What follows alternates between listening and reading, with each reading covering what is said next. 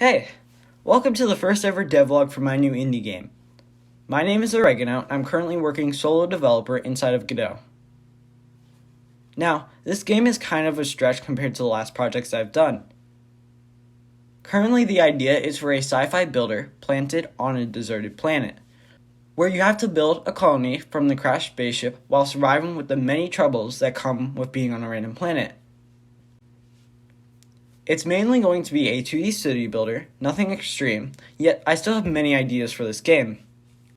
The game plan is to add stuff like jobs, research, goals, adventures, electricity, water, people, maybe some food, weather, and beasts/monsters you can slay. However, I dove a little more into the weather stuff. There would be like rain, earthquakes, snow, meteor showers, and your typical daily random alien invasions. But hey, what makes this different from other city builders, right? Well, you see, I don't know. That's what's going to make this really fun. I want to give the player the ability to build whatever kind of base they want instead of pre-built areas and buildings. The player will be creating rooms, interiors, practically whatever kind of survival base they want. Okay, so moving on, I guess. So starting off in the beginning of this adventure, I decided to take the lazy route. I know, clearly the best route. Now see, instead of taking a while to look on Lospec or even creating my own color palette for that matter, I decided I wanted it to be random. Now trust me, this only got as far as the planet, nothing else. To give the creator credit, I'm currently using this amazing color palette called Nanner 32 by Nanner from Lospec.com. Like I said earlier in this game, this will be more focused on creating buildings and interiors/bases, and at the moment, this would look something like this. Clearly, it's going to be needed to change to build real rooms. Or, I could just make a hallway building simulator. That works too. So, I made hallways connectable. This was done using 4 area 2Ds on each side. To my current knowledge, this wouldn't be the best option for colliding with another area 2D, as I believe every frame the function I am using is being called. Now, that would be extremely bad for lag problems in the future. This being, if you have 40 different rooms calling each frame with 4 sides, you would most likely have over 160 functions being called every frame. Also, when moving the mouse around, I added an indicator to tell which tile you'll be building on so you wouldn't be having to guess all the time. At this point, I also realized when creating the buildings, you had to click a million times just to build your room. And this was what I personally thought this was pretty lame. Most city builder games have like a click and drag feature. So even though I wasn't able to create a full working selector tool for the click and drag as of right now, so this is what I like to call me trying to get click and drag to work. Yeah.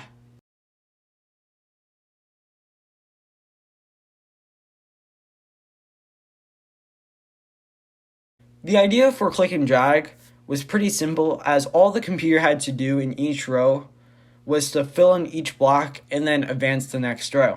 If you don't understand what I'm saying, let me explain. This is an isometric grid. It's a normal grid rotating on an angle. The x and y axes are the same as before, just slightly more annoying.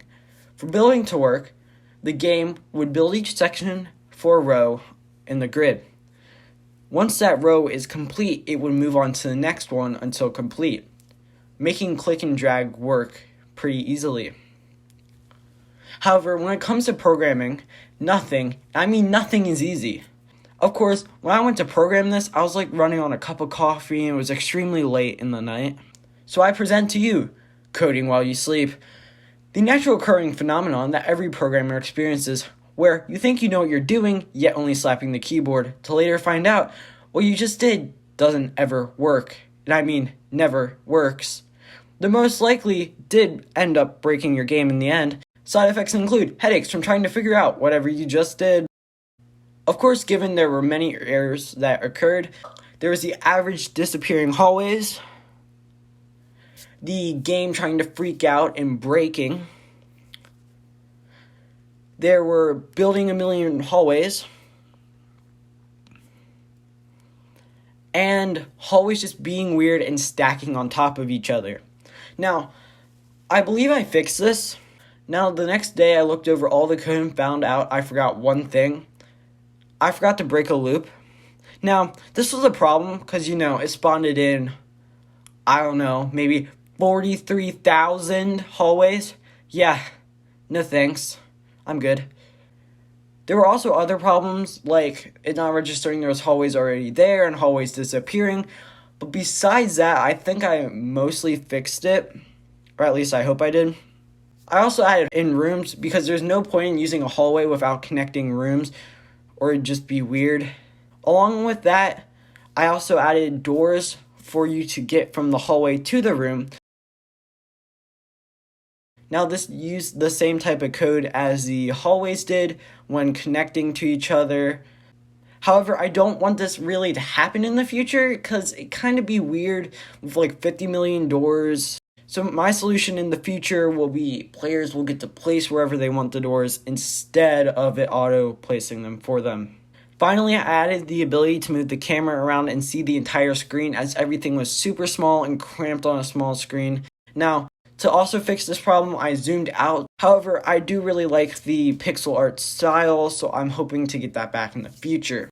One more thing. I lied. I added a way to change from hallway to room and vice versa, as you couldn't build both of them before. This consists of the little menu in the bottom of the screen. So yeah, I know, it's not a lot of progress, but this is all I have for this video. Thank you everyone who stopped by for seeing what this game will be about. I have big plans for this game in the future, so don't worry about that. There will be more coming, especially a major update, hopefully, to the crappy looking pixel art. It's not the best, I know. If you enjoyed this video, please consider subscribing as it'll help out so much and you'll get more updates to the game. So, see ya next time.